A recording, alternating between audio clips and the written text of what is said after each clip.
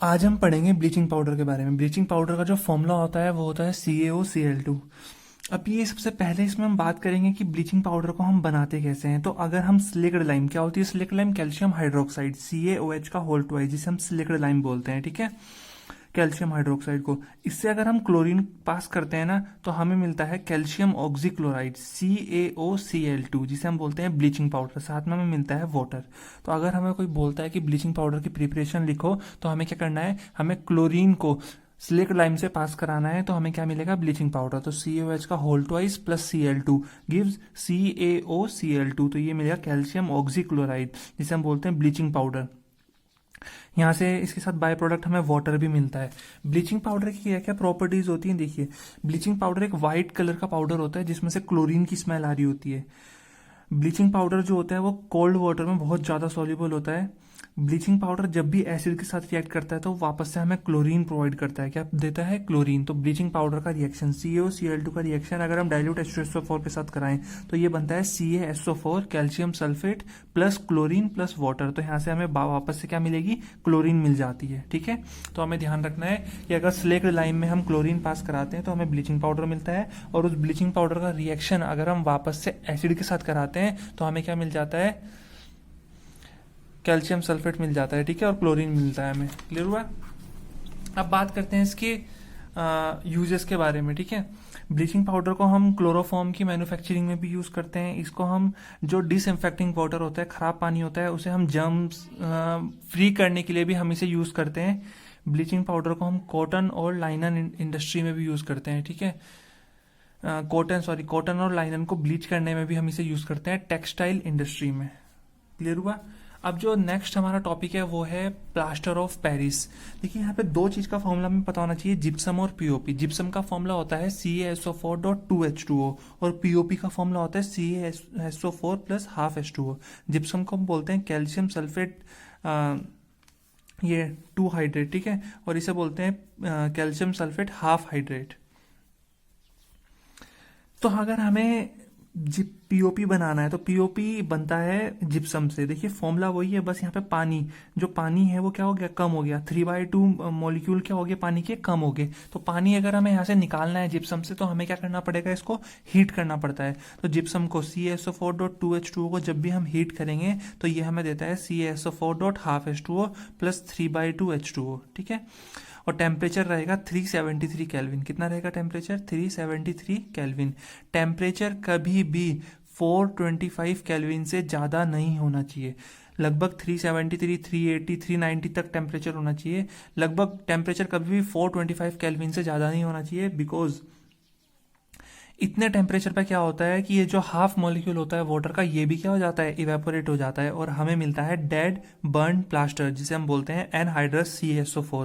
क्योंकि इतने टेम्परेचर पे ये हाफ मॉलिक्यूल जो है वाटर का, ये भी इवेपोरेट हो जाएगा, लॉस हो जाएगा। तो सिर्फ हमें CaSO4 मिलता है, जिसे हम बोलते हैं डेड बर्न प्लास्टर, ठीक है। तो हमें ध्यान रखना है कि temperature should not allow to go above 425 kelvin because it lost all its vapour water of crystallisation and give us anhydrous CaSO4 calcium sulphate, जिसे हम बोलते हैं which is known as dead burn plaster. इसकी properties के बारे में ध्यान रखेंगे। इसकी पहली प्रॉपर्टी ये है कि ये एक वाइट कलर का पाउडर होता है। जब हम इसे सेकेंड प्रॉपर्टी है कि जब हम इसे वाटर के साथ मिक्स करते हैं तो एक पेस्ट बना लेता है, और वो पेस्ट जो होता है वो कुछ ही टाइम बाद एक हार्ड मास में कन्वर्ट हो जाता है। जैसे हम हमारे हाथ वगैरह फ्रैक्चर होती है ना, बोन फ्रैक्चर होता है, तो हम वहाँ क्या करते हैं, जब फ्रैक्चर लगवाते हैं तो वो पेस्ट लगाते हैं, और कुछ ही टाइम बाद वो क्या होता है, थोड़ी देर बाद वो पेस्ट एक हार्ड मास में क्या होता है, कन्वर्ट हो जाता है, जो हमारे हाथ को मूव करने नहीं देता ताकि वो बोन सेट हो जाए इजिली। तो पीओपी में अगर हम पानी ऐड करते हैं तो ये फिर से जिप्सम बना लेता है, ठीक है, ध्यान रखना है। पीओपी के बहुत सारे यूजेस होते हैं। पीओपी को हम टॉयज बनाने में यूज करते हैं, बहुत सारा कॉस्मेटिक का सामान बनाने में यूज करते हैं, स्टेच्यूज बनाने में यूज करते हैं। पीओपी हम जब किसी वॉल पे पेंटिंग करते हैं तो उस पेंटिंग के लिए, उस वॉल को स्मूथ बनाने के लिए भी हम पीओपी यूज करते हैं। जैसे हम केमिकल लैब में कोई हम एपेरेटस तैयार करते हैं, वैक्यूम क्रिएट करने के लिए एपेरेटस तैयार करते हैं, तो एपेरेटस में क्या होता है कि जो उसके बीच की सील होती है, दो ग्लास के बीच की सील, उसको फिल करने के लिए भी हम किसका यूज करते हैं? पीओपी का यूज करते हैं, ठीक है। तो it is used in chemical laboratories for ceiling the air gap between in apparatus, ठीक है। तो ये भी हमें ध्यान रखना है। इसके अलावा इसे हम medical application, plasters used for setting broken bones, fractured bones, plaster बनाने में भी इसका यूज करते हैं। यहाँ पे हमने जैसे वॉशिंग सोडा पढ़ा था Na2CO3.10H2O, तो ये 10H2O क्या है? जैसे हमने जिप्सम पढ़ा CaSO4.2H2O, ये 2H2O क्या है? जैसे हमने POP पढ़ा CaSO4.12H2O, तो ये हाफ H2O क्या है? तो ये जो H2O होते हैं इनको हम बोलते हैं वाटर ऑफ क्रिस्टलाइजेशन, जो किसी कंपाउंड का, किसी सोल्ट का क्या होते हैं? पार्ट होते हैं। तो the water molecule which form part of the structure of a crystal are known as water of crystallisation, ठीक है। और जिस सॉल्ट में वाटर ऑफ क्रिस्टलाइजेशन होते हैं उसको हम बोलते हैं हाइड्रेटेड सॉल्ट। जैसे ये है CuSO4.5H2O, तो ये 5H2O क्या है? यहाँ पे वाटर ऑफ क्रिस्टलाइजेशन है जो इस सॉल्ट में है, वाटर का पार्ट, ठीक है।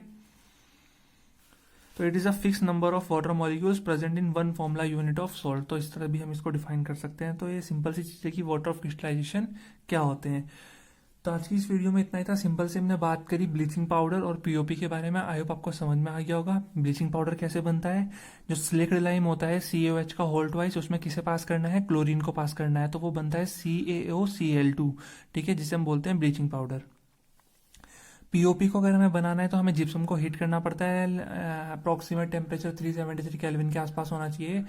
और वहां से क्या होता है, वो 3/2 मॉलिक्यूल ऑफ H2O लॉस हो जाता है, तो बनता है CaSO4.12H2O, जिसे हम बोलते हैं POP।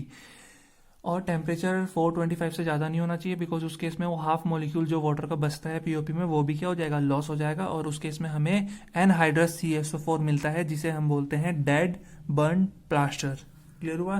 तो अगर आपको वीडियो समझ आई है, पसंद आई है, तो प्लीज़ लाइक करें, शेयर करें वीडियो को अपने फ्रेंड सर्कल में। और चैनल अगर अभी तक सब्सक्राइब नहीं किया है तो प्लीज़ चैनल को सब्सक्राइब कर दें।